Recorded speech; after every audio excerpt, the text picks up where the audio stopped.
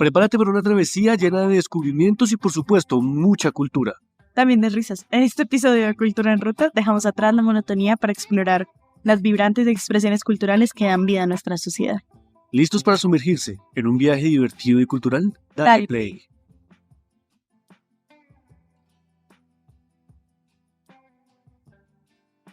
Buenas noches, bienvenidos a Cultura en Ruta, un episodio bastante interesante con uno de mis más esperados y admirados invitados. Hace mucho tiempo soñé con esta idea y finalmente hoy es el día. El día de hoy tenemos a un gran maestro a nivel personal, alguien que me enseñó muchas cosas, que hizo que mi forma de ver el arte cambiara y creo que incluso hasta terminar mi carrera gracias a que este hombre hizo que yo me diera cuenta de que el arte tiene necesidades, de los aportes que le hacen los artistas al arte y finalmente, pues sin más preámbulo, el maestro Cristian Padilla, quien es una persona que le ha aportado muchísimas cosas a mi vida a nivel personal, a nivel intelectual y que para mí es un modelo a seguir y que quisiera pues que nos cuentes un poco quién eres. Eh, Preséntate como... Bueno, yo primero que todo se la devuelvo.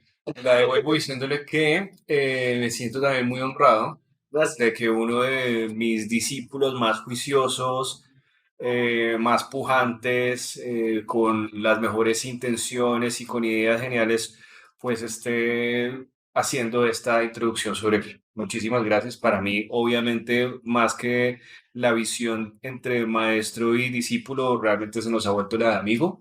No pasamos tanto tiempo como quisiéramos por distintas circunstancias, pero de todos modos, pues sabes que la casa las puertas de mi casa son para ti siempre abiertas. Y para Salomé también, por supuesto. Y claramente también está aquí Salomé, que pues siempre está acompañándonos, apoyándonos con este proyecto que realmente ha sido como un polo a tierra porque ha hecho una gestión gigantesca, me ayuda muchísimo con la hoja de ruta, ya tenemos algo muy estructurado que creemos y la estamos apostando con todo. Y pues para este especial tenemos algo muy bonito. Y especialmente ese proyecto que Cristian desarrolló ya hace un tiempo, ya lleva harto tiempo este proyecto que pues es ese libro maravilloso que para mí fue como algo que incluso la primera vez que vi esta portada por redes sociales yo lo codicié. No hay otra palabra para describirlo. En ese momento no tenía un centavo, yo lo vi, dije, lo necesito en mi vida, pero me lo quedé para mis adentros. Yo a nadie le dije que yo quería tener ese libro y cuando finalmente lo tuve en mis manos para mí fue muy difícil.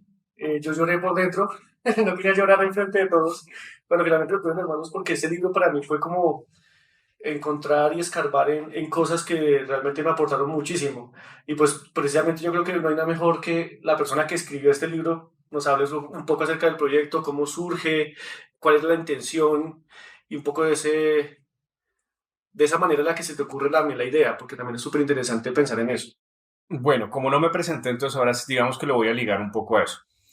Yo soy de todo un poco, porque creo que ahora puedo decirlo con cierta tranquilidad, porque antes me parecía como pretencioso, pero puedo decir ahora que soy escritor, porque vivo de la escritura. De hecho, me sigue maravillando que la gente me contrate para que yo escriba. Y eso me parece que es la cosa más maravillosa, que a uno le paguen por escribir, porque es como que le paguen a uno por sus ideas, por comunicar sus ideas. Entonces, soy escritor, soy curador. ¿Qué significa eso? Que yo siento la escritura y la curaduría como dos disciplinas muy parecidas. La escritura es para desarrollar ideas. En la mayoría de los casos mis ideas son más bien es como proyectos de investigación. Quiero investigar, quiero profundizar sobre algo que se desconoce o tengo una teoría sobre una serie de artistas o sobre una época o sobre un periodo de un artista o de unos artistas o quiero relacionar alguna idea entre algunos artistas de un lado y otros artistas de otro lado y entonces suelo elaborar estas ideas en textos, en escritura. Pero algunas veces se da la posibilidad de que esta escritura se haga visual y la curaduría termina siendo como una especie de formar. Es decir, cuando haces un libro tienes que hablar sobre las obras y muchas veces pues uno tiene la posibilidad, digamos, de ilustrar ese libro con las imágenes de los artistas de los que uno está hablando. Pero lo chévere es que cuando uno hace la exposición, cuando uno hace una curaduría, tiene la posibilidad de jugar directamente con las obras.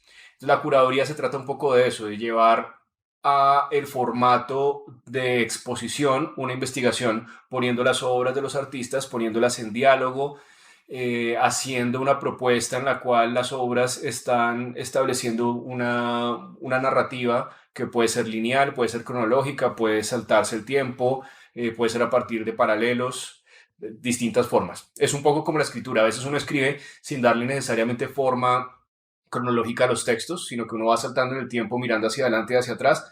A veces la curaduría también se permite hacer eso. Entonces hago escritura, hago curaduría, y bueno, digamos que en términos generales, mi disciplina vendría a ser la de la historia del arte. Soy historiador de arte. Eh, Estudié, digamos, me formé inicialmente como artista, pero mi tesis de grado, de pregrado, que ahorita ya cumplió los 15 años, que es un libro que se llamó La llamada de la tierra, que fue mi primera investigación. eh, bueno, ya tiene 15 años, ahora se me olvidó cuál era el punto de lo que estaba diciendo. Bueno, que sí, que este es mi punto de partida, como inicialmente formándome como artista, pero a mitad de carrera torciéndome hacia otra parte que podía encontrar. Es decir, la carrera inicialmente uno la veía como uno estudia arte para ser artista, pero en cierto momento uno se da cuenta de que hay como unas líneas y unas posibilidades. Habían unas personas que terminaban haciendo desarrolladores web, otros que terminaban haciendo animación, y yo terminé yéndome para un lado muy solitario, que también fue muy interesante, que era el de hacer investigación en historia del arte. Después terminé haciendo una maestría en historia del arte y hace poco terminé mi doctorado en historia del arte, entonces me fui como de lleno por la parte académica, digamos, de la investigación de la historia del arte. Entonces lo que soy es un historiador de arte. Ahora, en cuanto al libro, es una historia tremenda, yo sigo maravillado, yo creo que es de las mejores cosas que he hecho y de las que más me enorgullece ese libro. De hecho, en este momento estoy haciendo como la oferta de un nuevo curso virtual basado en el libro, pero resulta que la historia del libro es al revés. La historia del libro es que en la pandemia, antes de la pandemia, yo ya venía con unos grupos de personas que venían siguiendo mis charlas. Se trataba normalmente de personas pensionadas que venían a unas clases que yo dictaba en Uniandinos y pagaban un precio por la charla. Y el grupo fue creciendo porque les fue gustando mis clases, entonces yo sabía que tenía como un cierto público. Y entonces me iba para otro lado y venía el mismo público y como que iba creciendo también. Entonces pues yo estaba contento porque tenía como una audiencia ya, digamos, fija. Entonces me acuerdo que cuando empezó a suceder la pandemia, bueno, yo recuerdo que a mí me pagaban, hagan de cuenta, algo así como 50.000, no, perdón, las personas pagaban como 50.000 pesos por entrar a cada sesión, ¿sí?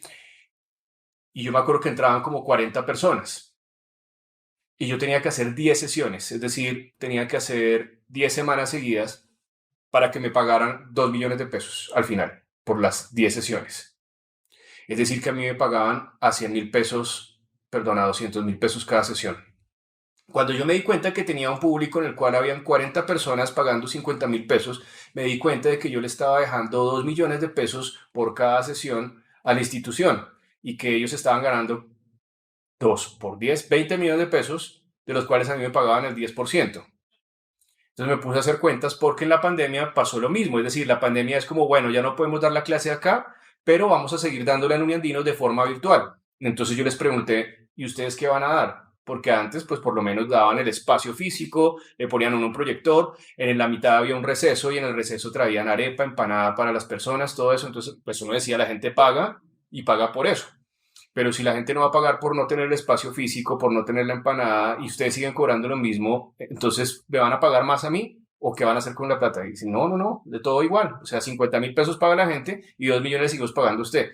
Y dije, no, qué pena, pero esto, o sea, soy una hueva si no veo que acá hay una oportunidad en la cual me llevo a mi público y yo hago lo mismo, solamente que yo pongo la plataforma, no la tiene que poner otro espacio.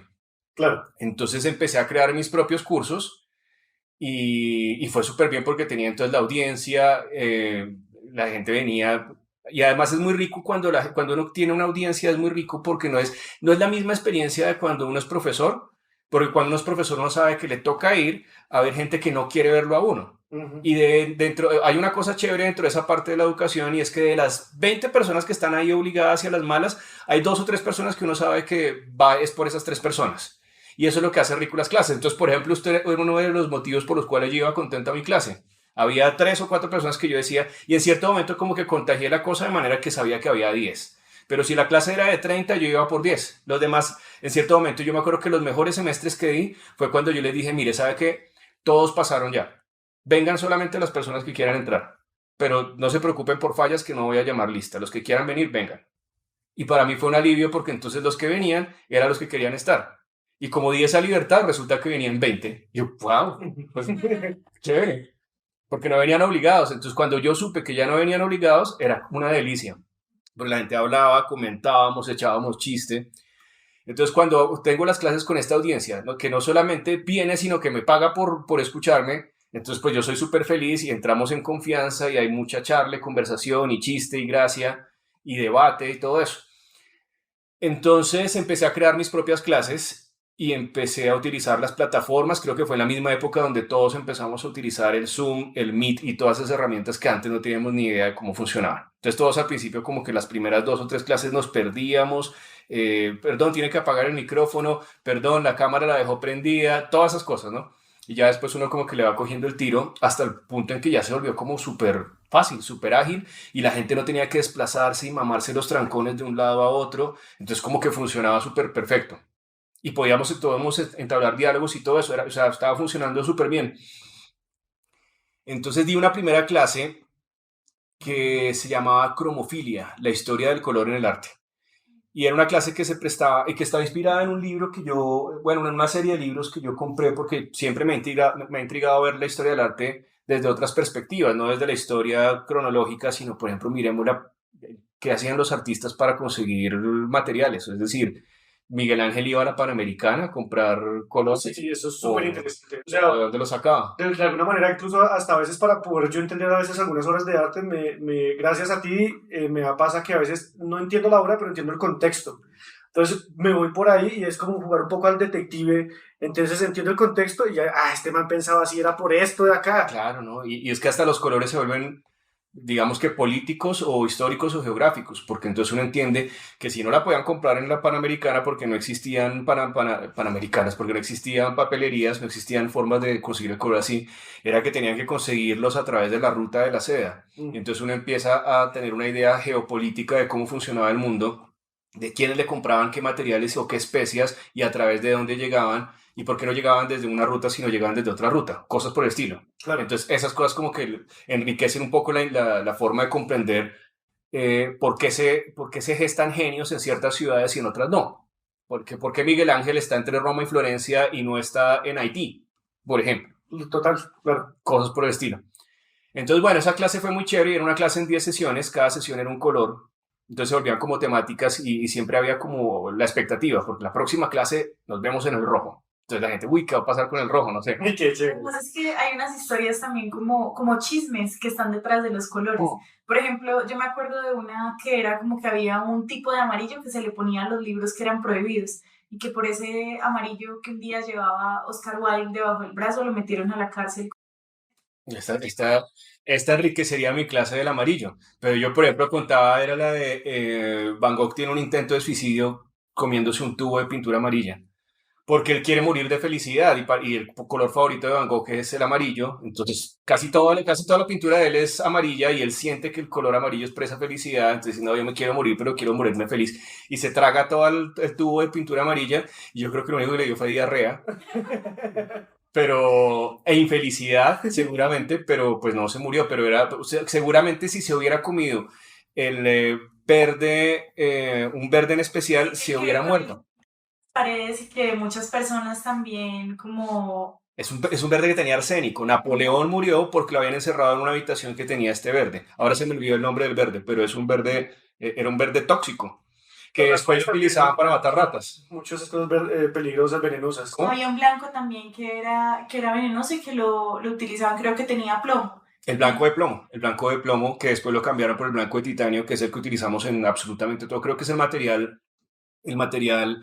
¿cuál es la palabra? Artificial más utilizado, porque está en absolutamente todo, está en la comida, está en los muebles, está en la pintura, está en absolutamente todo. Imagínense donde siguiéramos echándole plomo a todo. No, pues estaríamos No, muchas gente murieron muy envenenados por los juguetes, por ejemplo, que hoy en día es como juguetes con Muchos, plomos son del diablo. Porque muchos pintores murieron por intoxicación. Por ejemplo, está la historia acá de uno colombiano que es Roberto Pisano, el de la colección Pisano, que los artistas tenían una maña que era que se chupaban el pincel para sacarle como punta, para que no se despelucara, sino sacarle como punta. Entonces iban chupando el pincel y no se enteraban, pero se iban intoxicando y se iban matando ellos solos. Entonces, en cierto momento, pues tenían un cáncer, el hijo de puta, y era simplemente pues porque se habían matado a punta de plomo, sin saberlo. se han ido tragando la pintura poco a poco. Sí, total. Claro.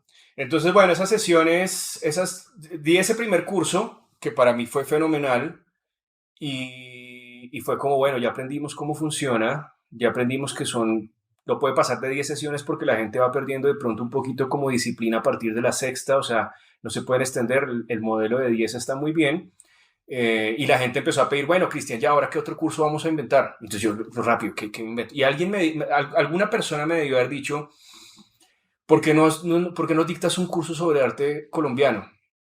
Y me lo dijo por esta razón, ahí es donde se detonó la cosa. Me dijo, mira, nosotros sabemos que hay unos artistas, que hay un Obregón, que hay un Botero, pero realmente uno no ve la historia de una forma general porque los libros de historia de arte colombiano o son muy específicos, es decir, está el libro sobre Obregón, está el libro sobre Botero, pero no hay historias del arte colombiano. La última historia de arte colombiano que se hizo es esta de Salvat y esa se hizo en el 75, o sea que tiene 50 años de atrasada. Entonces, no se habían escrito, no se han vuelto a escribir historias de arte colombiano realmente, ni enciclopedias de arte colombiano. No, y además la manera en la que tú cuentas la historia, que de pronto esto sea un súper spoiler del libro, pero es que Cristian tiene una manera muy especial de contar la historia. Ya de por sí, ya entendiendo la manera en la cual investiga, también uno entiende cómo cuenta la historia. Es que yo creo que el gancho fue precisamente que, bueno, entonces eso, yo creé el curso. Y creé el curso y bueno, el curso tenía que crearlo en 10 sesiones igual, porque el Cromofilia nos había enseñado que el modelo era 10. Entonces yo dije, listo, 10. Entonces 10, digamos que sería como analizar el siglo XX con una década por cada sesión. Es decir, 10 sesiones cada una, pero no quería ponerle como 1910 a 1900 a 1910, 1910 a 1920.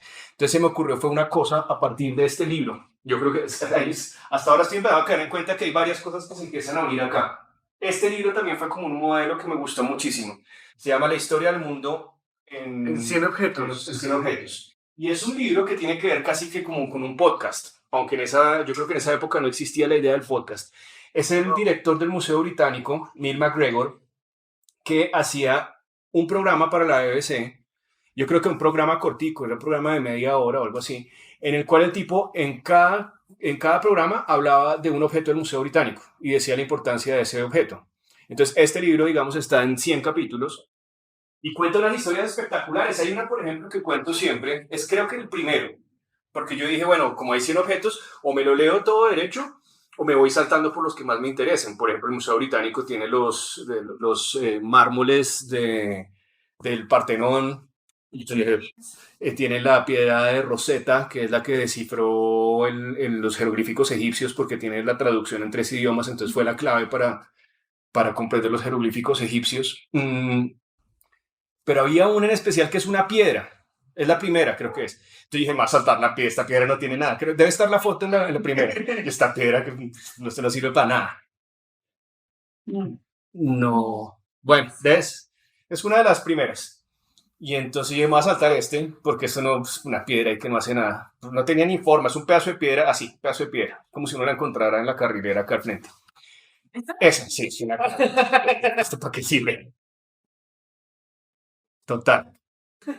Sí, es una piedra como si nada.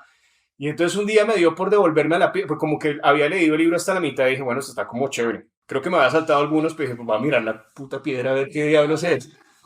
Y entonces encontré, o sea, la historia como el tipo la cuenta es espectacular, porque el tipo dice algo así como esta piedra es una piedra del tamaño de la mitad de un celular. Pero aún así es una de las herramientas más importantes que se encuentra del pasado. Es posiblemente la herramienta más antigua que exista y es una herramienta que permitió descifrar y comprender el tiempo. ¿Cómo así el tiempo? Pues muy fácil. El tiempo con una piedra, por una razón. Resulta que antes de 1920 no existía todavía el carbono 14, entonces la gente, y sobre todo la más tradicional, pensaba que el mundo tenía 6.000 años. Claro. Y las cuentas para saber que el mundo tenía 6.000 años era la Biblia. Es decir, empezaban a hacer una especie como Ajá. Matusalén vivió 120, entonces ahí van 120. De para atrás, el papá de Matusalén vivió 80 años, entonces ahí van 200. De ahí para atrás, entonces el papá de Matusalén vivió tanto. Y cuando sumaban todo, entonces les daba 6.000. Entonces, más o menos por la época en que encontraron, estas son unas piedras que encontraron en unas cavernas en Tanzania, si no estoy mal. Y encontraron huesos alrededor de las piedras. Entonces se dieron cuenta de que eran piedras que eran para sacarle la carne a los huesos y para romperlas y sacarles el tuétano. Es decir, es la primera herramienta encontrada de la humanidad. Y son talladas, es decir, no es como la piedra, sino que tallaron la piedra para darle forma de cuchillo. Digamos que ese es como el sentido original. Es una especie como de cuchillo con una asa casi que ergonómica, podría uno decir, para que poderla agarrar por un lado, claro, y para poder cortar con el otro. O sea, servía para desollar los animales, para sacarle la piel al pollo, todo eso. Entonces es la primera herramienta. Y por esa época se inventan un sistema que es el carbono 14, y cuando van a probar qué antigüedad tiene la piedra, resulta que la piedra les da como 40.000 años antes de Cristo. Entonces los manes decían, un momento, porque en nuestras cuentas iba hasta 6.000. Entonces el tiempo que era esto, se les multiplicó para atrás esto. Claro, 40.000, imagínense. Sí, pero estamos, o sea, 6.000 era la historia del universo. Y ahora dijeron, no, 40.000 es la historia de la humanidad. Y ni siquiera eso. O sea, el tiempo sigue creciendo para atrás. Claro. Entonces es una piedra la que termina descifrando el tiempo. Y eso me pareció apasionante. No me había leído lo más tenaz, que era cómo se comprendía el tiempo antes y después del carbono 14 a través de una piedra. Y eso para mí fue como, wow, o sea, eso se puede hacer uno puede decir tanto de una sola obra, de un solo objeto, que entonces se me ocurrió que el modelo para el libro tenía que ser entonces que una obra fuera protagónica, pero yo podía hablar de 100 obras en la misma sesión. Bueno, no de siempre, digamos de 50 obras contemporáneas o de acontecimientos sociales, económicos o políticos, pero que había una obra que era la que ejemplificaba y la que mejor resumía, digamos, cada momento. Eso fue como mi idea. Entonces ahí venía la tarea. Si tengo 10 sesiones, ¿cuáles son las 10 obras más importantes de la historia del arte colombiano? Y eso vino también como un ejercicio muy subjetivo, pues porque también se pone en el papel de, bueno, ¿quién soy yo para decir cuáles son y cuáles no son? Entonces ahí viene otra historia, que es yo trabajé cuando estaba recién graduado de artes, trabajé en la revista Mundo, en una galería que se llamaba la Galería Mundo. Y la Galería Mundo me regaló muchas de las revistas que habían hecho de sus exposiciones antes de que yo trabajara. Esta se hizo antes de que yo trabajara con ellos. Yo después trabajé con ellos como en una o dos exposiciones, o sea, 2 revistas. Y esta siempre me llamó la atención porque era una especie como de sondeo que consistía en preguntarle a los historiadores y a los críticos de arte cuál era la obra más importante o cuál era el top 5 de las obras más importantes del arte colombiano. Entonces me llamó la atención porque esta revista ya tiene más de 20 años, pero ya aparecía Colombia, por ejemplo. Violencia de Obregón, me imagino que aparece, póngale cuidado a lo que aparece acá.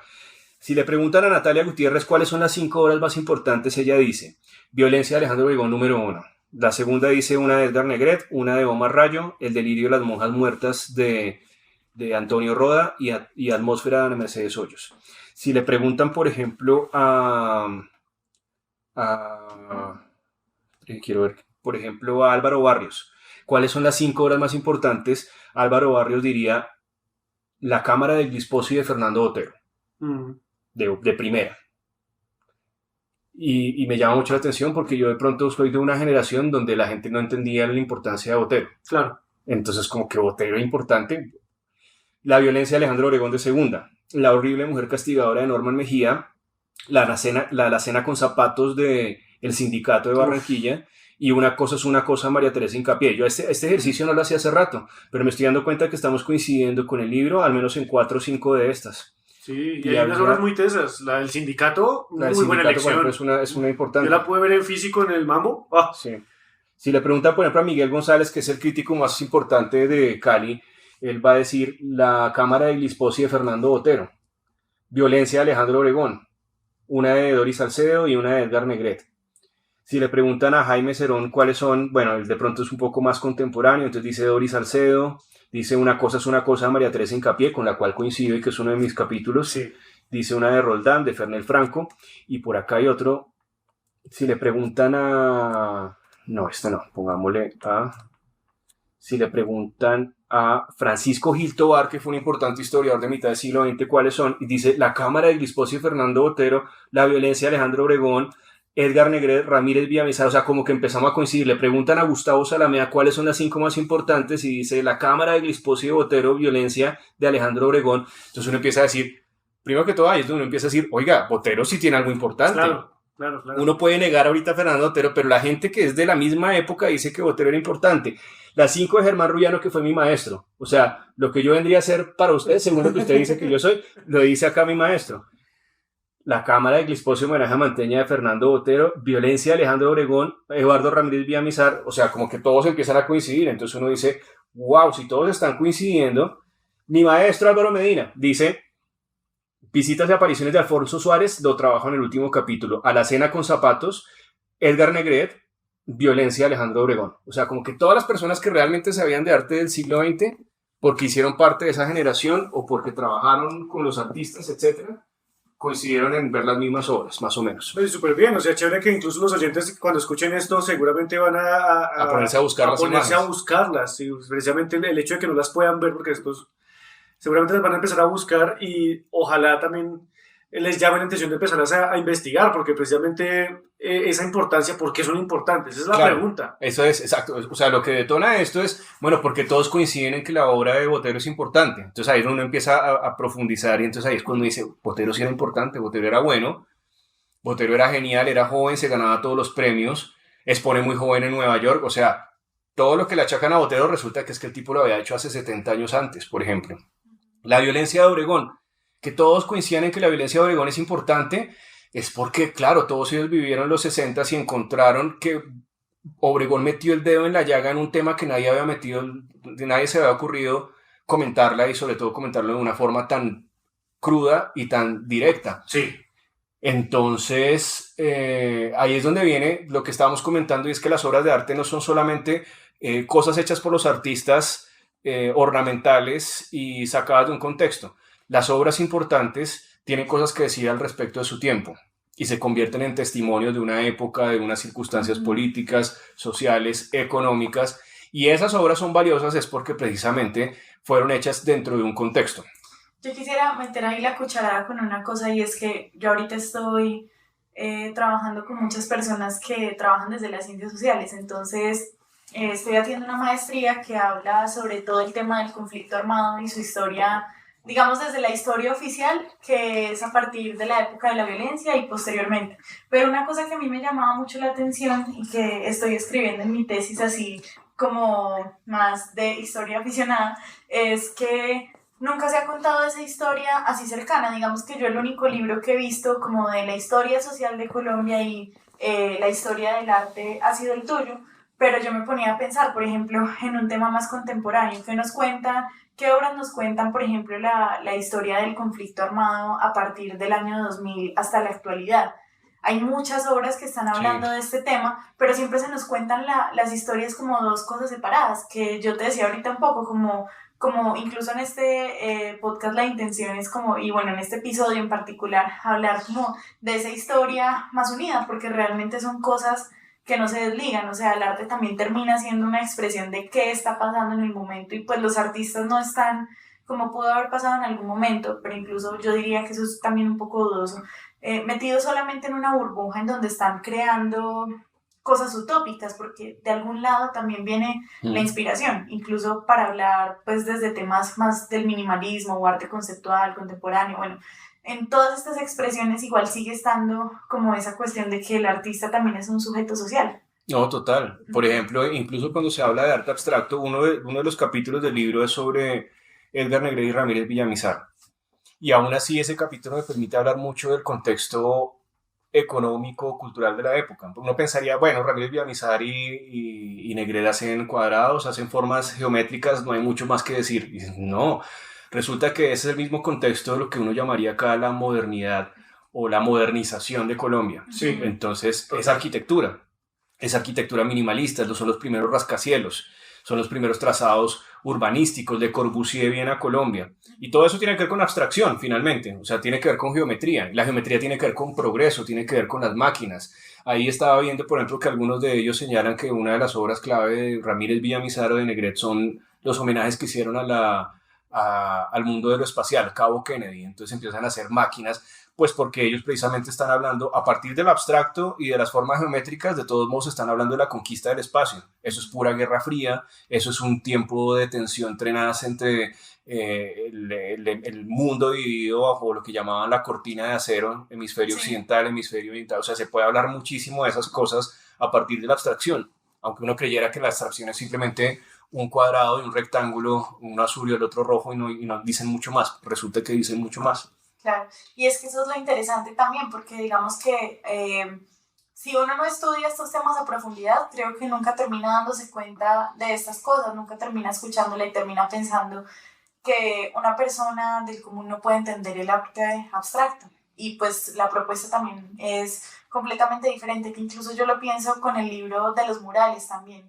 Ahí hay una historia bastante importante y para contarle a nuestros oyentes uno de los libros recientes de Christian que habla sobre historia de los murales en Bogotá, son 50, ¿cierto? Son 50, sí. Entonces 50 murales que también nos cuentan la historia de qué pasaba en la ciudad en ese momento, la historia de la arquitectura, que además trabajo con dos personas que tienen unas visiones también muy interesantes.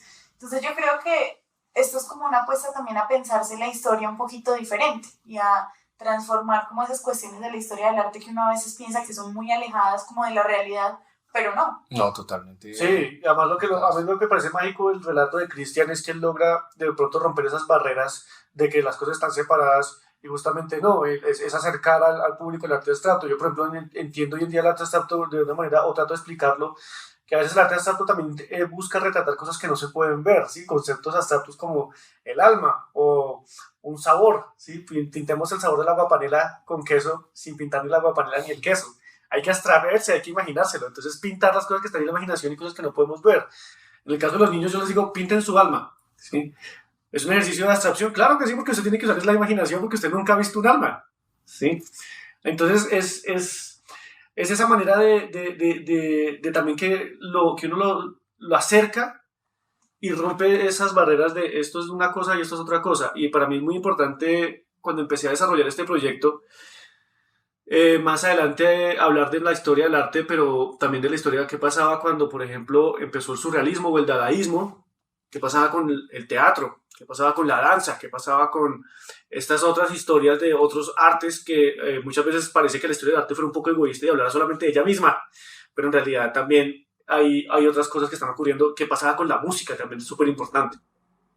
Claro, y eso termina inspirando también muchas obras, porque igual muchos artistas se relacionaban constantemente con poetas, con Sí, músicos, no, con la creación. historiadores, literatos, entonces hay una relación también muy fuerte ahí que creo que estamos perdiendo de vista muchas veces, como en el diario vivir. Total, a mí me parece que los tiempos llevan a personas con ideas semejantes a encontrarse a pesar de que trabajen en medios distintos. Correcto, sí, sí, sí. Entonces, no sé, uno ve el contexto, por ejemplo, de los impresionistas y los impresionistas, un personaje tan interesante como Camille Claudel, que fue como la mujer escultora más importante de su tiempo, podía tener como compañero y amante a un escultor como Rodin, o después también o también tener como amante al mejor músico de su tiempo, que era Claude Debussy. Entonces había un contexto que reunía las ideas, que además eran todas ideas semejantes, pero expresadas a partir de medios diferentes. Yo, por ejemplo, pienso cuando uno mira la obra de Paul Klee de Kandinsky, la de Kandinsky está particularmente relacionada con un músico en particular que es el que inventa el dodecafonismo, que se llama Chopin, Arnold Schoenberg. La búsqueda del color y la búsqueda de la música son búsquedas muy, muy particulares, pero muy parecidas. Los tonos tienen particularidades para generar sensaciones. Los colores dan posibilidades que la música también da. Por ejemplo, uno puede expresar, por ejemplo, felicidad a través de una nota mayor. Pero si uno cambia solamente la nota de la mitad, la convierte en una nota triste, en una nota menor. Estamos hablando de la misma nota. Nota mayor y nota menor. Entonces, Schoenberg y Vasily Kandinsky, a pesar de que tienen semejanza, digamos, en la búsqueda, cada uno está desde distintas ramas, desde la estética y desde la teoría cromática, y el otro está desde la música. Cómo transmito emociones de tristeza a partir de la música con notas menores. Si le dicen a Kandinsky transmita la misma ansiedad, pero a partir de colores, entonces se encargará de hacer notas menores, pero a partir de colores, por ejemplo. Y siento que eso también se puede hacer a partir de formas geométricas. La abstracción, de todos modos, logra eso. Uno encuentra abstracción en la naturaleza, la naturaleza es abstracta también. Sí. O sea, una nube le puede causar a uno que se levante uno con una cara de ponqué. ¿Y qué es una nube? No es pues es una forma absolutamente fútil, evanescente y se difumina y se dispersa con el tiempo, pero es simplemente una forma que es además inasible, no se puede coger, no se puede alcanzar. Y una nube puede simplemente generar esa sensación. Eso es arte abstracto. Explicar arte abstracto es como mira una nube, ¿le gusta la nube? Sí, tal cual. Yo estuve en la nube. Exacto. Entonces siento que lo interesante, así como lo estoy diciendo, es como que la cultura, las artes y esas reflexiones, y sobre todo cuando el arte siempre busca como ir a la vanguardia, hace que haya personas que se encuentren.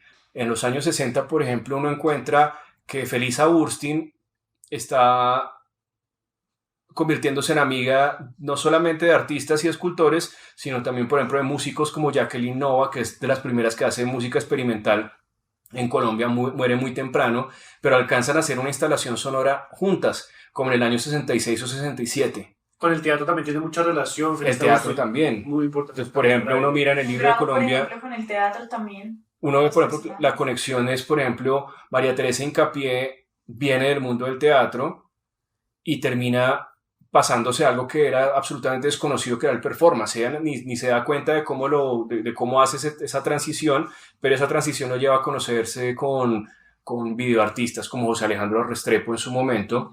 La lleva a conocerse con Doris Salcedo, es decir, viene el teatro, pero termina conociendo gente que hace video, gente que hace música, gente que hace escultura. Entonces creo que todo eso como que se termina conectando y hace... yo creo que eso es un poco lo que llaman el zeitgeist de las épocas, que la gente termine contando las mismas personas que están pensando lo mismo de uno. Sí, cerramos con la idea de Obregón también, ¿no? Creo que Obregón también le pasa que su esposa es una de las mujeres que se dedica también a la danza, es una maestra una de sus esposas, sí. Una de sus varias esposas. Y que de hecho allá en Cartagena se cuenta la historia de esa mujer porque también aportó mucho a nivel académico en ese espacio. Total, o sea, y pensemos por ejemplo, a ver, ¿qué dices Obregón? Obregón, por ejemplo, está vinculado con el grupo de La Cueva. Vea, por ejemplo, lo que me hace usted pensar.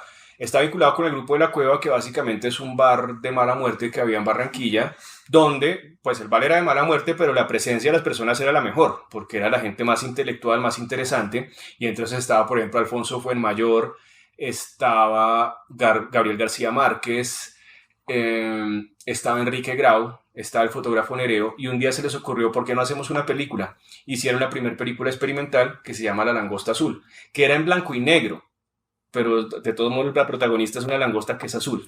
La pintaban de azul, consiguieron una langosta y era una langosta y la pintaban de azul, pero sabían que estaban grabando en blanco y negro.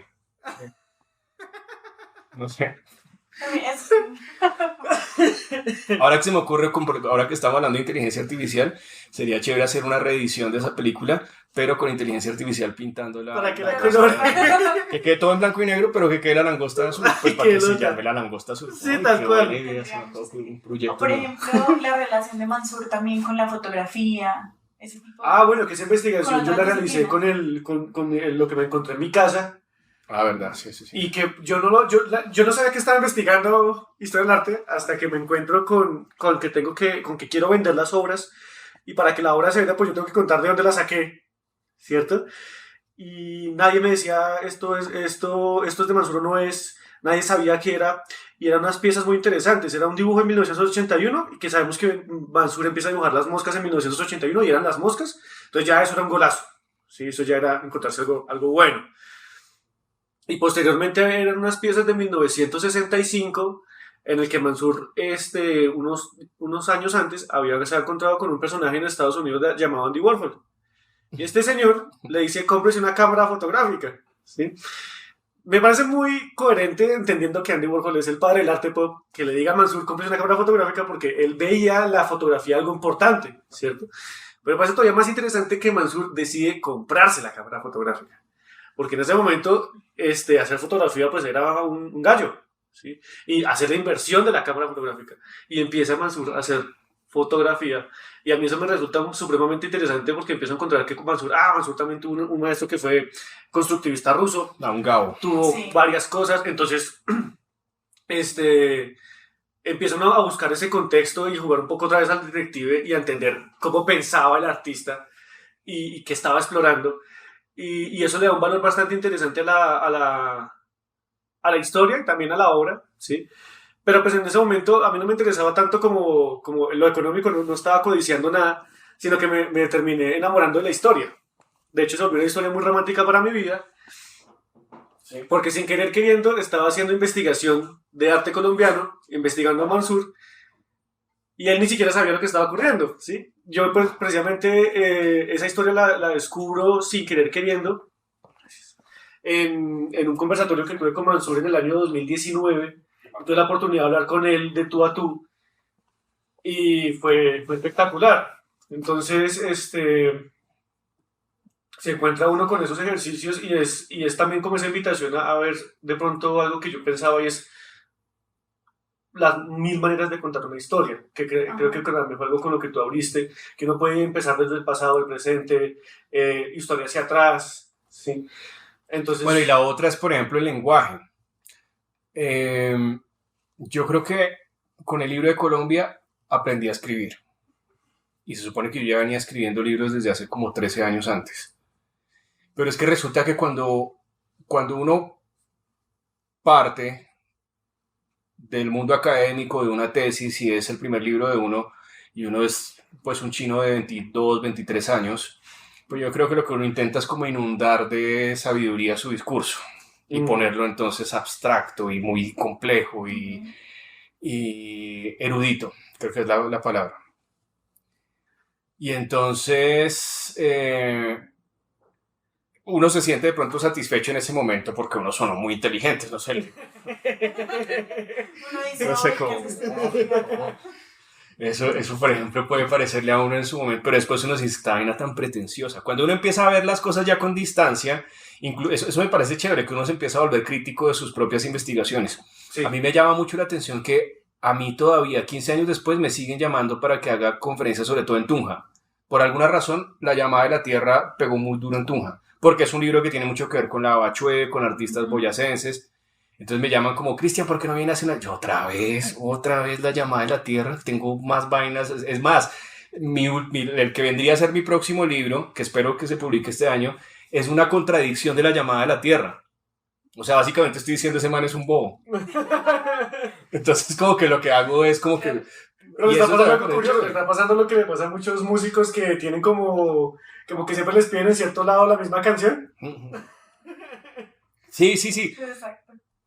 Pero es chévere ese ejercicio de uno ver, por ejemplo, la forma en que uno escribe al principio, y por eso es que digo que Colombia para mí fue todo, fue como una belleza la posibilidad de escribir, porque en este caso era la idea de que iba a escribir un libro que no era un encargo para una editorial, sino que yo un día dije, oiga, o sea, así como dije, voy a inventarme el curso y lo voy a proponer yo y voy a ganarme la plata yo. Entonces dije, voy a hacer un libro, pero no se lo va a regalar a una editorial. Voy a hacer la editorial yo. O sea, no sé de dónde me salió, pero dije, no, pues esto se va a vender tan bien, esto va a estar tan bueno, que para qué entregarle el premio a otro. Y dije, no. Entonces, yo pongo la plata, yo arriesgo mi capital, que no tengo mucho, pero lo arriesgo y si me toca pedir prestado, pido prestado, pero la plata se me devuelve a mí. Entonces, esa libertad de no tener que, que lidiar con las expectativas de un editor o con una editorial, me permitió, por ejemplo, a mí ser absolutamente crítico. Es decir, hablé de Uribe y dije, Uribe es esto. Pude hablar de Duque y dije, Duque es la persona más ridícula del mundo y lo dije en el libro. Y seguramente si lo hubiera hecho con una editorial me han dicho, Cristian, suaviza tu lenguaje o modera esto o quita esto. Sí. Pero entonces dije, no tengo que, o sea, wow, estoy escribiendo, yo soy mi jefe. O sea, yo soy el que se cierra la boca o no se cierra la boca. Yo soy el que me mido a mí mismo lo que voy a decir o no voy a decir. Y eso me permitió entonces también romper con la estructura académica de la llamada de la tierra, como este libro va para, no sé, como un lenguaje como muy culto, muy erudito. Y dije, no, al contrario, acabo de dar una clase donde precisamente a la gente le gustó la clase es porque yo hablo como si estuviera tomándome un vino con ustedes, contándole la historia del arte, pero contándole la historia del arte de manera que sea accesible y que sea fácil de entender. Y dije, ¿cómo hago para traducir esa forma de escritura a un texto? Y entonces dije, pues escriba tomando vino entonces. Entonces dije, bueno, voy a escribir tomando vino, voy a escribir como si estuviera contando la historia. Después lo releí y decía, bueno, esto se puede decir un poquito mejor, no sé qué, pero entonces fue eso, o sea, como en vez de hacer un libro académico de historia del arte con citas, de todo modo el libro está lleno de citas, pero las citas cumplen la función de demostrar que los datos son correctos. Pero las pongo al final, no las pongo normalmente en los libros académicos, uno pone la cita abajo para uno estar demostrando y estar leyendo así, eso es hartísimo. Pero funciona, digamos, para los libros académicos. Pero este era como, no, el dato es verdadero, pero no lo voy a poner acá para no interrumpir la lectura. Voy a dejarlo bien atrás. Y el que quiera verlo, pues lo busca allá atrás. Pero igual al final lo importante era la historia que estaba contando y no la cita, no lo que la cita decía. No lo que diga la cita, pero por si alguien dice, eso es pura mierda, eso es mentira, no, mire la cita y verá que el dato es correcto. Era sobre todo por si acaso, eso. Y entonces, yo creo que el primer texto, o sea, eso también fue interesante y es que a pesar de que yo ya sabía que iba a escribir un libro en 12 capítulos sobre la historia del arte colombiano, porque creció, pasó de los 10 a 12. ¿Por qué pasó de 10 a 12? Porque yo me di cuenta de que había unos que no podía sacar. Y dije, no, es que... ¿Cuáles fueron las que decidiste al final que no se podían sacar? No, era más bien lo contrario, o sea, como que no eran suficientes las 10. Entonces, por ejemplo, la violencia tenía que estar sí o sí. O sea, no puedo no hacer libros sin la violencia. La cámara de Glisposi, finalmente la cambié y dije, no, hagamos un cambio que no sea la cámara de Glisposi de Botero, pero que sea la apoteosis de Ramón Hoyos. Y le hice clic a entender por qué la apoteosis de Ramón Hoyos tenía que ser, entonces listo, esa no la puedo quitar. Sabía que tenía que meter un abstracto y empecé a tener problemas porque era como meto a Negret o meto a Ramírez Villamizar. Y dije, qué difícil porque es que los dos son parte de un mismo capítulo. Entonces metí, digamos que por efectos de que estaba hablando de una sola obra, metí El Dorado de Ramírez Villamizar, claro. Pero el capítulo es de los dos, son coprotagonistas, digamos. Sí. Ya me acuerdo. Yo había quitado en las clases, yo saltaba, por ejemplo, de la Bachué en 1925 a Débora Arango en 1948. Entonces había una hora menos, ahora que me acuerdo. Y entonces yo me di cuenta de que había un hueco, desde el 25 al 48 hay 20 años. Y no puedo hacer un hueco de 20 años, tiene que haber una obra en la mitad que sea importante.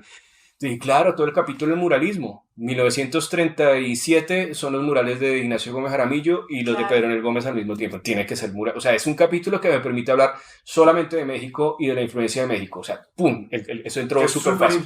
Súper importante. Entonces el capítulo entró de una vez. Listo, ese va ahí. Y la otra que metí... Que por cierto, hace poco conocí a la nieta de Ignacio Gómez Jaramillo. A la nieta. ¿Cuál? ¿Jimena? Sí, creo que sí. Y interesante, muy chévere. Sí, sí. Conversar pues con una ellos y familia- le botan unos datos que uno... es una Chévere. familia Ahí súper descubrimos chévere. también un nuevo, pues, o sea, seguramente es un mural que ya tiene su historia y todo, pero nunca lo habíamos visto. Yo, por ejemplo, que vivía en Medellín, no tenía ni idea. En el, ¿cómo es? En el Palacio de la Cultura hay un mural impresionante. Ay, por ahí vi la foto, pero y yo, mira, yo he entrado como 4 veces al parecer, es el que tiene las galerías estas súper chistosas Sí. arriba, ¿no? Pero no he visto el mural. Es un mural hermoso. Sí. ¿Cierto? Bueno, Les tengo la claro. foto, ahorita se lo Listo. muestro. Para ubicarlo y la próxima vez que vaya, porque cada vez que voy, solamente porque me da mucha risa, voy a hacer Palacio de la Cultura a ver, pues que hay unas cosas muy chistosas. Bueno, Sí. A mí también Ese me día pasa. nosotros también estábamos así como, ok, sí. esto sí, tal vez esto no. No, una grosería. Había cosas en las que me parecía como muy curioso porque como uno viene de como... Yo quería conocer la arquitectura, yo venía, pues yo estudié en la SAP, entonces yo vi el edificio por el metro, cuando pasamos un día antes y dije, parce, vamos ahí. Y cuando lo vi, pues claro, se lo dijo, ¿qué es? Tenemos que entrar. Y cuando nos dijeron, no, la entrada es libre, tenemos que entrar. Y justamente nos encontramos con un mural que está... Claro, pero es que además nosotros esperábamos, uno dice como, uy, el Palacio de la Cultura. Y entonces uno espera encontrarse con Zapatos, el Palacio de la Cultura, no gorras, sé. zapatos. No, pero es diferente.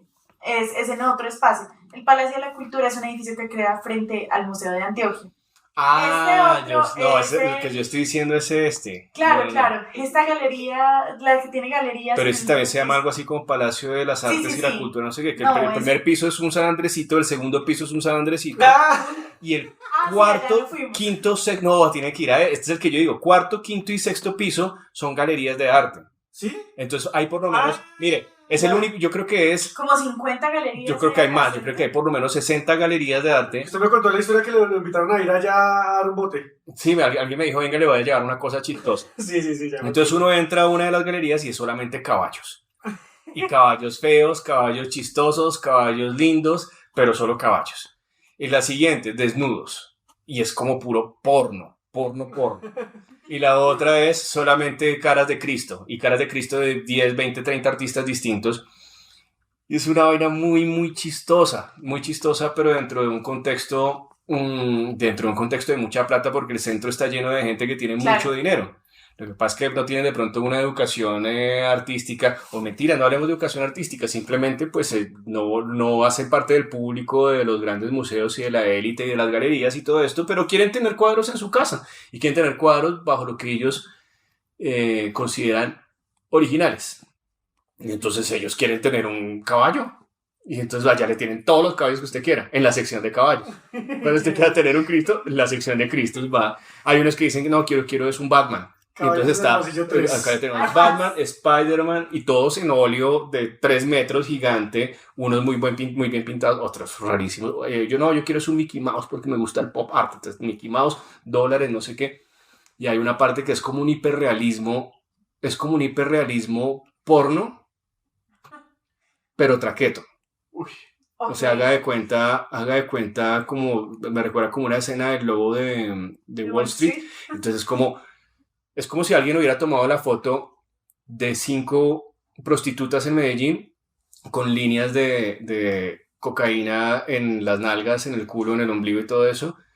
Y esa es la pintura. Y es una pintura de 2 metros hiperrealista. O sea, usted dice, el tipo es bueno como pintor, pero qué porquería es de mierda que es esto. O sea, realmente es algo asqueroso. Claro, o sea... Pero además el contexto como social donde está ubicado también, porque queda en toda la zona que se llama El Hueco, que es la ¿Ese es zona- el hueco? Ah, ese ok, es el hueco. ese es el hueco. Entonces en El Hueco es la zona donde están como lo que uno diría allá como los de toditos, entonces donde usted puede encontrar de todo, pero Todo, también hay gente que lleva toda la vida trabajando en El Hueco, entonces tiene mucho dinero a partir de eso, entonces es como, No, hay como esa estética millones. entre el centro de la ciudad y digamos como una parte un poco más humilde, pero también el centro de la ciudad de las personas que han pues gestionado y han tenido estos negocios todo el tiempo. Y pues no sé, a mí me parece muy curioso porque yo realmente me enteré hace pocos años de la existencia de esas galerías. Y ¿Pero yo ya dije, fuiste? wow. Sí. No. Tiene que ir. Creo que Es sí, una sí. cosa muy loca, muy, muy loca. Igual no hay mejor guía que Salomé para Medellín, porque sí, francamente conocí. Estuve 15 días, pero.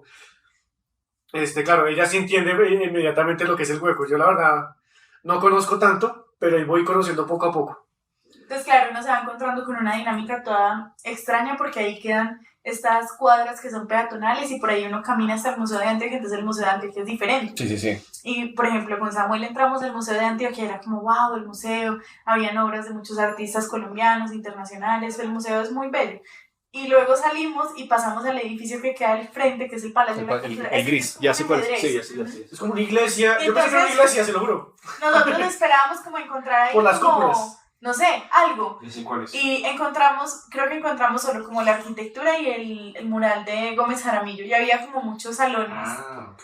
donde Ahí al sí, parecer daban clases, pero era impresionante porque Ahí como está el era... mural que le estamos mencionando, tal cual. Yo quería entrar porque quería ver cómo era por dentro por la arquitectura, porque yo pensé que era una iglesia. Entonces, tarea de todo artista cada vez que va a un lugar nuevo, vaya a la iglesia. Entonces yo pensé que era una iglesia, pero no, era un palacio de cultura, y justamente en ese espacio, un mural muy interesante, Sí. grandísimo, vitrales también, ese tipo de cosas, pero era como, es como que antes fue una iglesia esto, o qué fue? No, ese era el... ¿Cómo es que se llama? Es este lugar donde se reúne el consejo. Bueno, el Consejo de Medellín, Ajá. seguramente, algo así. El Claro, Consejo pero yo del entiendo municipio. que era como otra, como una sala especial que tenían los del consejo, en donde estaba este mural enorme de Gómez Jaramillo. A mí me parece muy, muy particular porque también este tipo de murales, como con las temáticas que manejaban Gómez Jaramillo, Pedro Enel, y aún así estaban como en estos lugares en el Museo de Antioquia, que antes era también la sede como de la alcaldía y el consejo, y luego en este palacio también es como... Además porque es muy curioso la manera en la que se conserva, porque está en un lugar que parece un lugar que uno ni siquiera pudiera entrar, porque es un lugar así perfecto, limpio, blanco, y entonces uno llega allá y uno dice, ah, ¿será que sí? ¿Será que no? Pero además ve el mural y es como, wow, y el contenido que tiene, pero... No, y el mural está como- intacto, está perfecto, lo Sí. mantienen en óptimas condiciones. Chévere. Sí, sí. Yo creo que Medellín tiene como un sentido del patrimonio, especialmente del tema de los murales, los han conservado muy bien. Sí.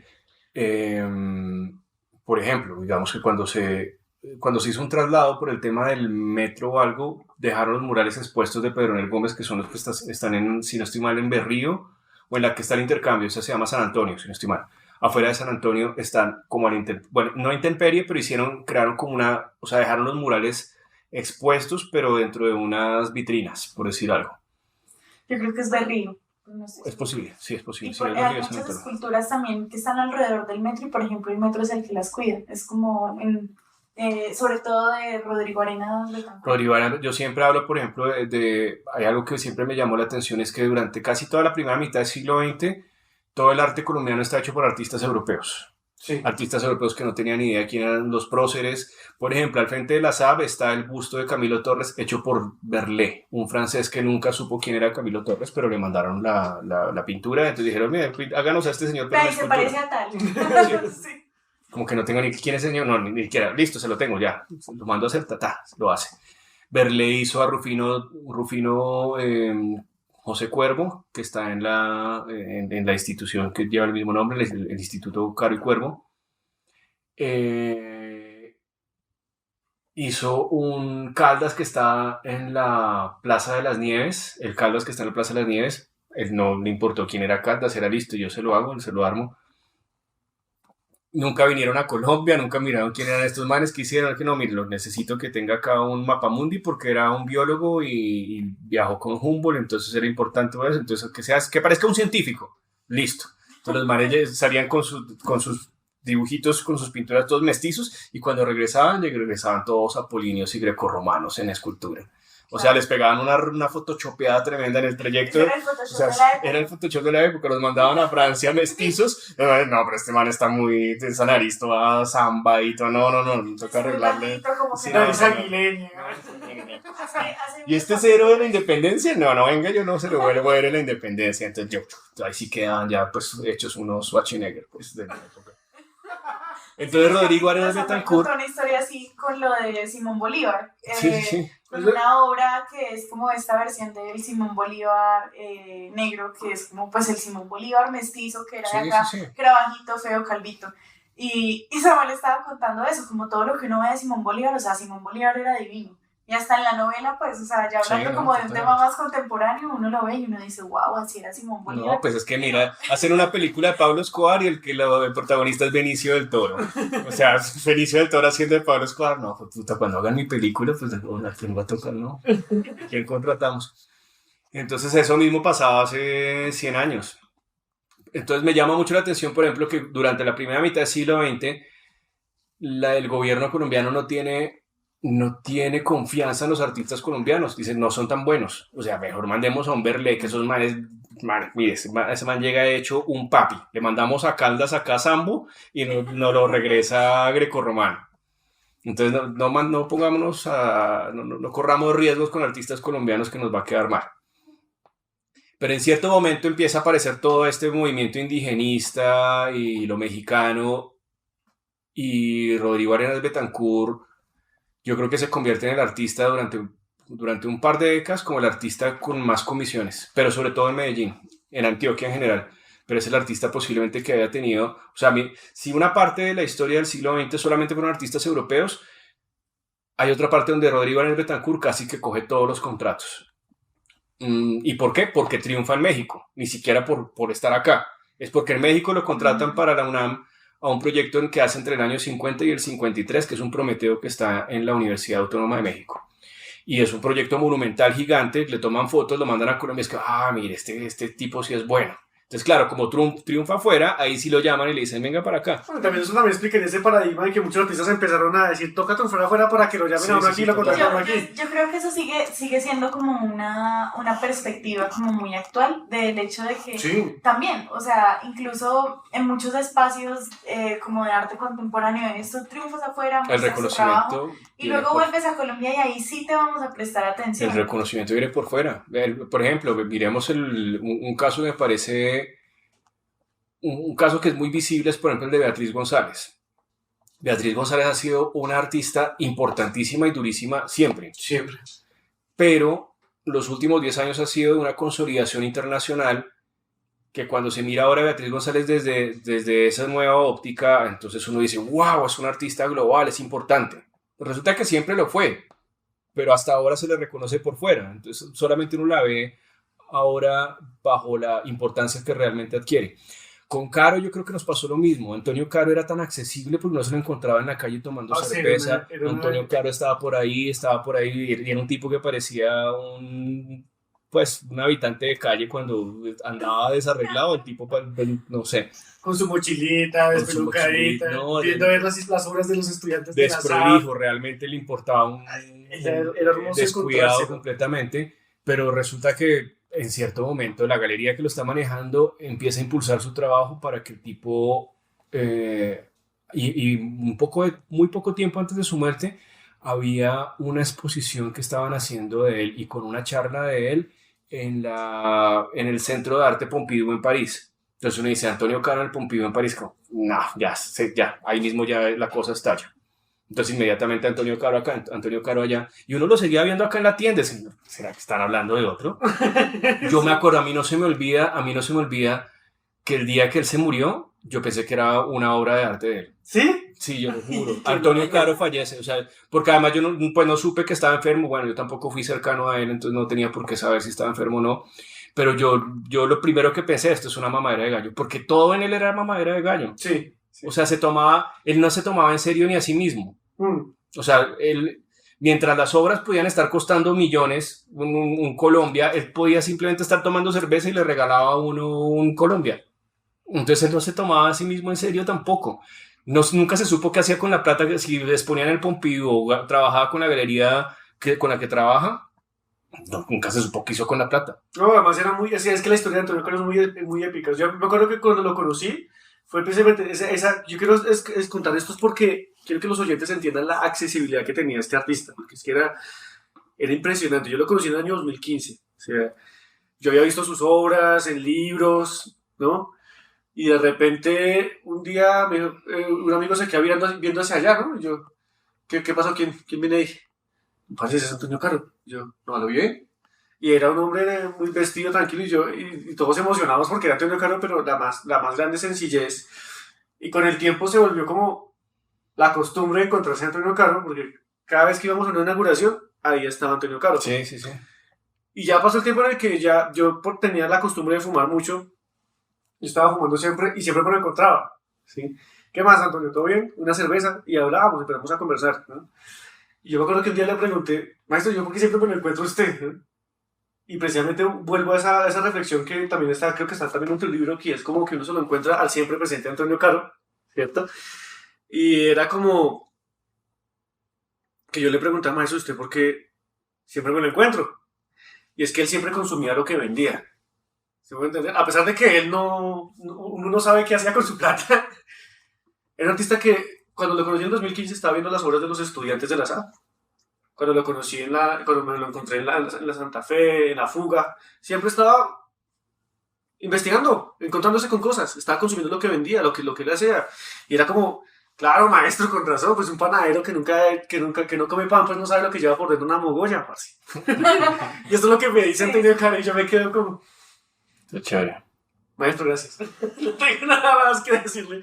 Gracias por esa reflexión. Y es como entender que Antonio era eso. Era alguien que tenía tanta sencillez que uno no lograba sentir como esa distancia con aquellos de pronto otros maestros que de pronto son un poco más tímidos. No, Antonio era la persona más sencilla, más tranquila. Sí, Muy, sí. muy. Y por esa misma accesibilidad es que uno no comprende en qué momento Antonio Caro, no, uno sí comprende. Lo que quiero decir es como que la obra de Antonio Caro fue accesible siempre, pero mucha gente no le puso atención y le pareció que el man era un loco, era un descuidado y lo pasaban por alto. Y él tampoco parecía preocuparse mucho por eso, no era de lobby, no era de lamberle a nadie. Sí, tal cual, me gusta eso. Entonces le importaba realmente muy poco todo. Entonces en cierto momento empieza a haber como unas galerías y unas cosas internacionales que uno dice, Antonio Caro internacional, pero es que yo no me lo imagino en París, en el Pompidou, o sea, no. Es más, he escuchado cuentos de que el tipo va entrando al museo y es como, no señor, que puede usted no puede entrar, yo soy el artista, yo soy... Sí, no le creo, no. Así que un rockstar es ese man, es que es un rockstar. No, entonces, pero un rockstar a lo Charly García en su peor momento, no sé si algo así. Y entonces... Es que muchos tienen ese tipo de historias, ¿no? Sí. Que los detienen en los aeropuertos, que no los dejan pasar. Es que yo voy a dar un concierto a tal lado. A los Rolling les pasó, a muchos les pasa ese tipo de cosas. Bueno, de Caro a mí me parece espectacular. Bueno, sobre todo es por eso, porque después de la muerte de él, inmediatamente los precios empiezan como a estallar, a crecer y empieza a dar como una leyenda Antonio Caro. Loquísima. Entonces yo creo que Antonio Caro le pasa, a mí me parece un poco un poco, digamos, no, yo sé que él tuvo cierto reconocimiento en vida y un reconocimiento importante, pero Antonio Caro se muere inmediatamente es como, wow, o sea, este tipo era un genio. Y yo creo que él estaría burlando, estaría cagado. Sí. Genio. Y yo hice una palabra que se llama Colombia. O sea, el tipo es... uno le pone a mirar realmente. Antonio Caro es muy inteligente, pero es un inteligente de One Hit Wonder. Tiene 4 o 5 hits. Sí. Tiene 4 o 5 hits y con eso el man sabía perfectamente, tengo que pegarle a la misma, le hago a la misma, hago la Marlboro, luego los chicles. Tiene como 4 o 5 cosas, pero son 4 o 5 cosas que son fundamentales. Sí. No se puso no se diversificó mucho. En cierto momento empezó a hacer vainas muy chéveres que era más bien como taller, conversación. Yo creo que más bien como que terminó convirtiéndose en un performance de él mismo y eso fue la parte más amplia de su trabajo. De resto tiene 5 obras así fundamentales. De todos modos, tener 5 obras fundamentales es gran cosa, ¿no? Sí, claro. Es un gran mérito en todo caso, sí. No, Antonio Caro y los artistas que nos encontramos el día de hoy pues son básicamente estas menciones que yo creo que es un poco un abrebocas al libro Bueno, El arte de Colombia del siglo XX y creo que hay que aprovechar para mencionarlo, porque estamos hablando de este libro, pero hemos mencionado su título y hay que aprovechar para que la gente lo lea, lo escuche, se explore. Yo no quiero como profundizar mucho en el contenido del libro porque quiero que la gente lo lea, ¿sí? Por esa razón me enfoqué tanto como en cómo lo construyó, qué es lo que vamos a encontrar un poco, pero sin saber qué en realidad qué es lo que vamos a encontrar. Es una historia del arte colombiano escrito de una manera que uno no se espera, rompe las barreras de cómo se construyen las historias normalmente, y eso lo hace especial.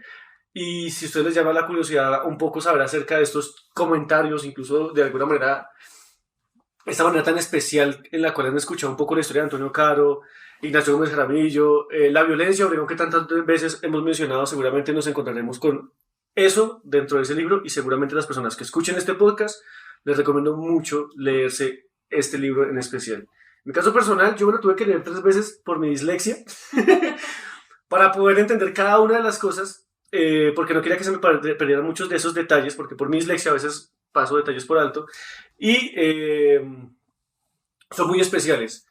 Y se los recomiendo, se los ultra recomiendo. Seguramente Cristian tendrá más cosas que decir, la palabra es toda tuya, pero yo quería precisamente recomendar esto a mis oyentes, que es una pieza de arte para mí, de la manera en la cual se escribe historia del arte, es como logra, no sé, es como creó su propio estilo de escritura. ¿Sí? Y eso Sí, para total. mí me parece muy especial. O sea, yo venía a estudiar historia del arte por Wolfling, por otra persona. A veces hay artistas que describen las obras, otros artistas describen el contexto, otros artistas describen la historia alrededor de esto, pero Christian logra sintetizarlo todo en una sola cosa, de una manera muy, muy sencilla, muy honesta también, que eso también es muy importante. Y se los recomiendo. Creo que es la mejor manera de escribir el libro desde mi perspectiva. Christian. Bueno, lo primero sería decir que ya que estábamos hablando de Caro, es que el libro fue pensado desde muchos ángulos y fue como todo se dio, o sea, todo se dio. Yo pude haber hecho este curso de Historia del Arte llamándose Historia del Arte Colombiana. Pero cuando yo pensaba que tenía que ser 12 o 10 obras fundamentales, entonces dije, Colombia tiene que ser una de esas. Pero si Colombia va a ser una de esas, entonces Colombia tiene que estar dentro de la portada. Entonces dije, entonces no se puede llamar Historia del Arte Colombiana, tiene que ser Historia del Arte de Colombia. Y dije, bueno, pero es que no es Historia del Arte de Colombia porque no voy a irme hasta la colonia, ni me voy a ir hasta el arte contemporáneo, pero puedo entonces más bien centrarme en el siglo XX. Entonces tendría que ser arte del siglo XX en Colombia. O sea, así lo pensé como visualmente. Entonces, como, wow, esta es la pauta para el curso. Y después, cuando fuimos a hacer el libro, entonces dije, yo no sé si ustedes se han dado cuenta, pero claro, entonces se utilizó Colombia, el fondo rojo, y dije, pero para poder hablar de otra cosa, o sea, el fondo rojo debería ser otra obra. Y entonces dije, tiene que ser entonces un Negret. Entonces, realmente el fondo es una escultura de Negret. Entonces, Negret está, o sea, en Colombia está sobre Negret. O sea, realmente es una escultura roja de Negret. Entonces ahí ya, entonces uno, o sea, realmente no es solamente gente, es Colombia de Caro. Sí, pero es Colombia de Caro sobre, sobre un Negret. Sí, qué buen dato, parce. Sí, exacto. Entonces, eso empezaba a hacer que el libro fuera como muy conceptual. Yo les estaba contando que el primer capítulo que yo escribí fue el capítulo de la violencia. O sea, yo empecé en desorden y el primer capítulo de la violencia fue el del 62. Y yo empecé a escribirlo en la misma semana que el entonces ministro de Defensa dio como una orden a los medios de comunicación que debían abstenerse de utilizar la palabra masacres, porque era una palabra que escalaba el conflicto y que a partir del lenguaje el conflicto podía hacerse más violento. Entonces que más bien tuvieran cuidado y en vez de decir masacres debían decir homicidios colectivos.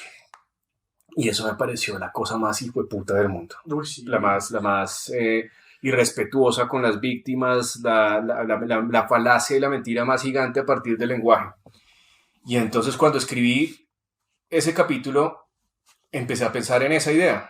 Porque primero que todo tenía que hablar de masacres. La violencia es un capítulo en el cual una obra de arte está hablando de todas las masacres que ocurren de la violencia bipartidista. Y tenía que utilizar la palabra masacres. Entonces empecé a decir, bueno, como voy a utilizar la palabra masacres, que esta semana acaban de prohibir, voy a utilizarla con negrilla. Porque como no tengo jefe, entonces voy a utilizarla con negrilla en todo el capítulo. Uh-huh. Y además empecé a pensar que esa misma semana habían ocurrido pues también masacres y todo esto. Entonces empecé a pensar que había una cosa que hacía que la violencia de Obregón fuera vigente. Que fuera una obra acrónica, que estuviera fuera de su tiempo. Que podría perfectamente hablar de los 60 o de los años 80 o de los años 90 o del 2020. Entonces empecé a pensar en una idea que era la de un uroboro, la de una historia que se repite, que pasa exactamente lo mismo. Estábamos por el tiempo del estallido social y entonces yo pensaba, van a matar a Petro. Entonces dije, en los años, en el año 15 mataron a Rafael Uribe Uribe, exactamente 35 años después matan a Gaitán, exactamente 40 años después matan a Galán, le toca a Petro. O sea, si la historia se repite, Petro lo van a matar. Es lo que yo estaba pensando, Petro no lo deja subir.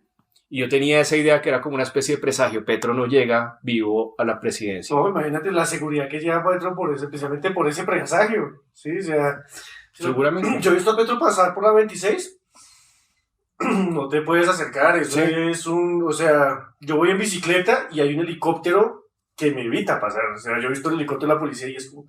No, pero yo también pienso, era como que simplemente llegaron a la idea de como, no, dejémoslo que fracase o digamos como que era tan evidente quién podría ser los que se benefician con la muerte de Petro, que era como no lo matemos porque va a ser demasiado evidente. Y este país, o sea, si este país va a votar en su mayoría por Petro, este país se nos va a la mierda si matan a Petro. No, y eso era lo que de iba a pronto pasar. más adelante hablemos de teorías de conspiración, porque yo sí creo que podemos construir muchas teorías de conspiración a partir de esos intereses geopolíticos, económicos, detrás de muchas cosas que hay alrededor de eso. Pero creo que eso va para incluso hasta para otro capítulo más adelante. Total. Pero bueno, simplemente era comentando que ese primer capítulo de la violencia empecé a formular una idea que solamente la maduré como cuando empecé a terminar de escribir el libro, que era la del tiempo redondo. Y encontré que el concepto, o sea, yo lo que estaba pensando era uroboro y estaba pensando como el tiempo cíclico, era como la palabra que yo utilizaba. Pero en cierto momento encontré una cita de Marta Traba en la cual hablaba el tiempo redondo inventado por García Márquez. Y yo, ¿qué es el tiempo redondo? ¿De dónde sacaron el tiempo redondo? Y me leí entonces 100 años de soledad. Claro. Y en 100 años de soledad aparece una cita que creo que yo utilizo la cita en el libro, que es Úrsula, ¿no te has dado cuenta que la historia se repite una y otra vez? El tiempo redondo de Macondo vuelve, no sé qué, algo así. Entonces, este era el concepto que yo necesitaba. Y si lo dice García Márquez, pues también convierte a García Márquez. De hecho, García Márquez es protagonista en varios de los capítulos. En el capítulo de Beatriz González. Entonces me doy cuenta de que en la medida que voy escribiendo el libro, todos los personajes de la cultura, sean artistas o no sean artistas, empiezan a ser protagonistas.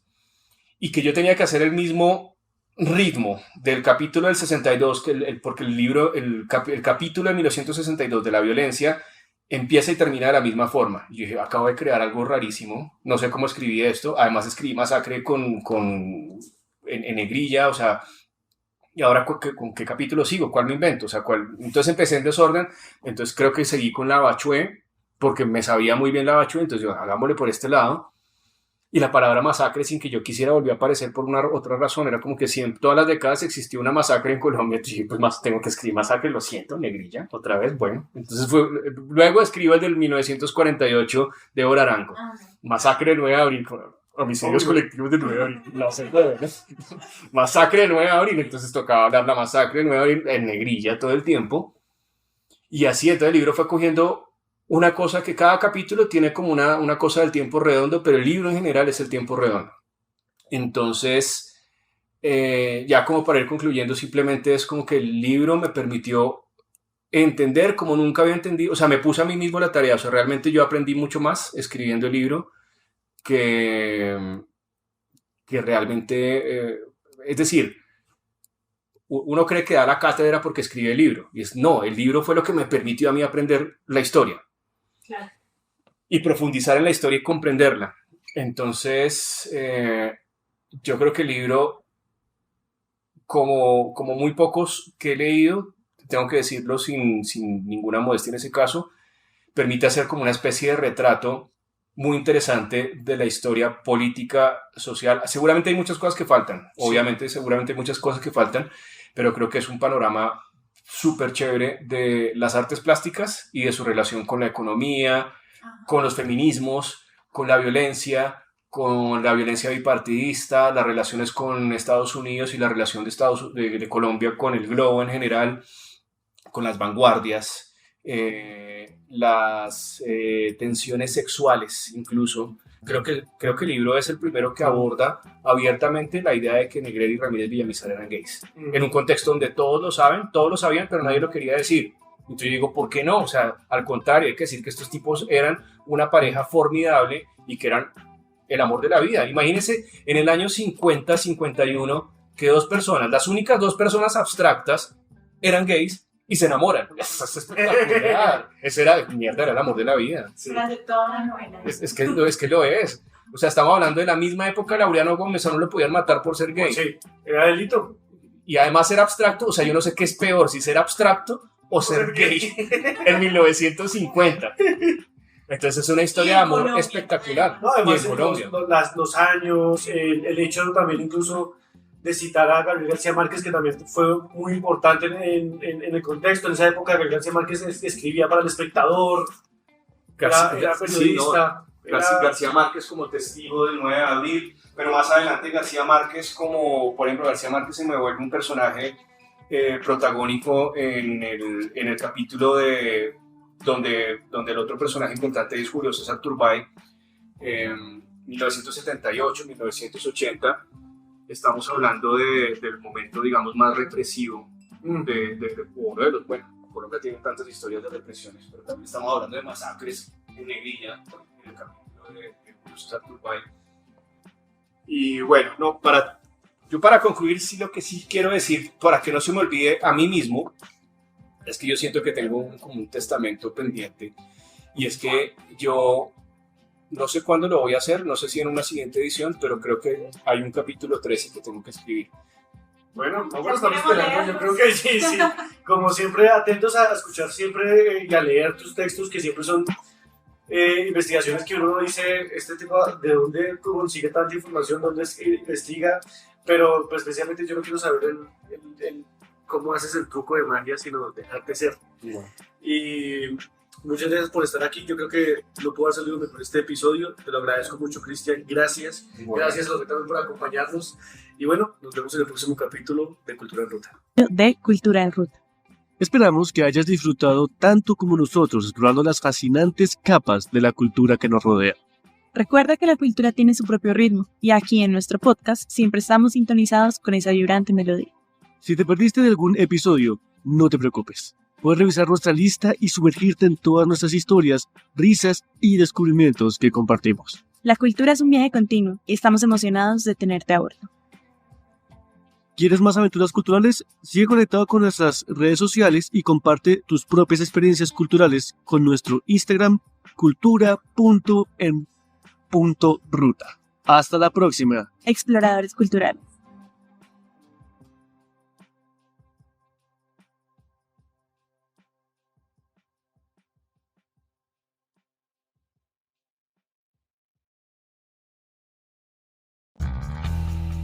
En cada episodio nos entregamos apasionadamente a descubrir los encantos escondidos de nuestro país. Desde las veredas más apartadas hasta los pueblos más pintorescos.